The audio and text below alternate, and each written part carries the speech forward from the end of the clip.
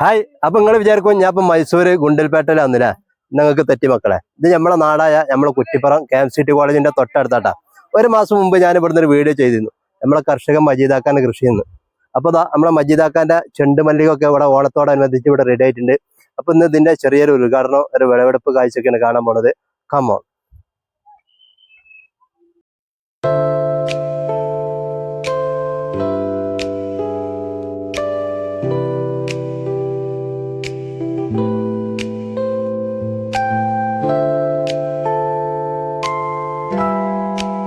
അപ്പോൾ നമ്മളെ ചെണ്ടുമല്ലി കൃഷിയുടെ ഉദ്ഘാടനത നമ്മളെ കുറ്റിപ്പുറം ഗ്രാമപഞ്ചായത്ത് കൃഷി ഓഫീസർ നമ്മളെ രുക്മ മേളത ഉദ്ഘാടനം നിർവഹിക്കേണ്ട മറ്റ് കർഷകർ നാട്ടുകാരൊക്കെ അതാ കൂടെയുണ്ട്, കട്ടൊക്കെ സപ്പോർട്ടായിട്ട്.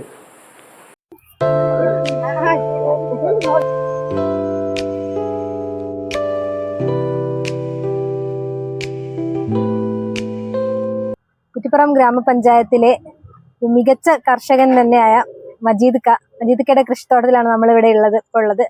അപ്പോൾ നമ്മുടെ കുറ്റിപ്പുറം ഗ്രാമപഞ്ചായത്ത് ജനകീയാസൂത്രണ പദ്ധതിയുടെ ഭാഗമായിട്ട് ചെണ്ടുമല്ലി കൃഷി ചെയ്തതിന്റെ അതിന്റെ ഒരു ഭാഗമായിട്ടാണ് മജീദ്ക്കയെ നമ്മളോടൊപ്പം ചേർന്ന് പഞ്ചായത്തിൽ ഇത്രയും മനോഹരമായിട്ടുള്ള ചെണ്ടുമല്ലി കൃഷിത്തോട്ടം ഇവിടെ ഒരുക്കിയിട്ടുള്ളത്.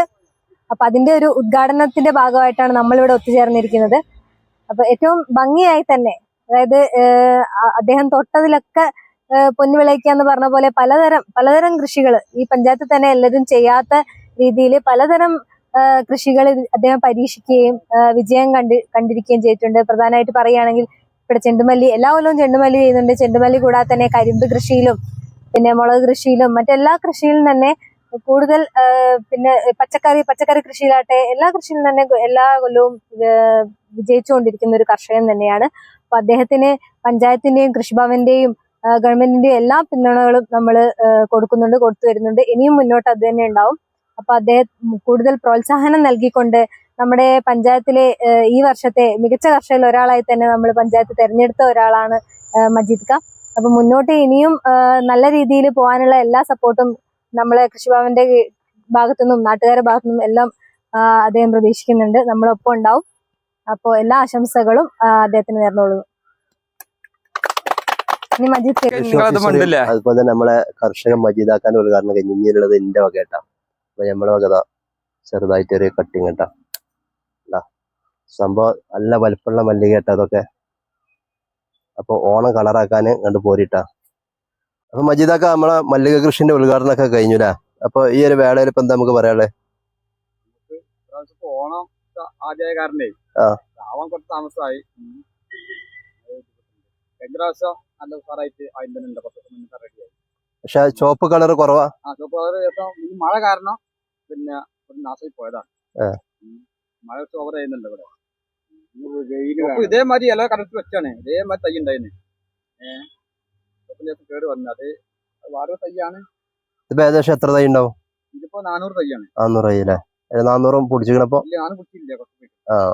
ചുവപ്പ് കുറെ പോയി. ഇപ്രാവശ്യം പൂക്കൾ കുറവാണല്ലേ? കുറവാണ്. കഴിഞ്ഞ പ്രാവശ്യം അത്ര ഇല്ല. അപ്പൊ മഴ പറ്റിച്ച്. മഴ വലിയ പൂ. അതല്ല നമ്മളിപ്പോ ഈ ഓണത്തിന്റെ ഒരു ആദ്യത്തെ ആദ്യമാവും ചെയ്തില്ലേ, മഴയും കൂടി ആയിട്ട് ഇപ്പൊ നാല് വെയിൽ നല്ല കിട്ടിയപ്പോ ഒന്ന് സാറായിട്ട്.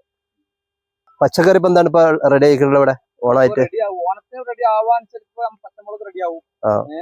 പിന്നെ മത്തന് ഏകദേശം കുറച്ചൊക്കെ പച്ച സൈസ് ആയി കിട്ടും. തീരെ ചെറിയ മഴ ഓവർ കാരണേ ഇതേമാതിരി കാലാവസ്ഥ നിൽക്കുകയാണെങ്കിൽ മഴയും വെയിലും മഴയും കൂടി ആവും. മഴ തീരെ എല്ലാവരും പ്രശ്നം തന്നെ നമ്മൾ നനക്കുന്നതല്ലല്ലോ മഴ ഉണ്ടാവുന്നത്. നിങ്ങളിപ്പോ എത്ര കൊല്ല ഈ കൃഷിക്ക് ഞാൻ 30 കൊല്ലം.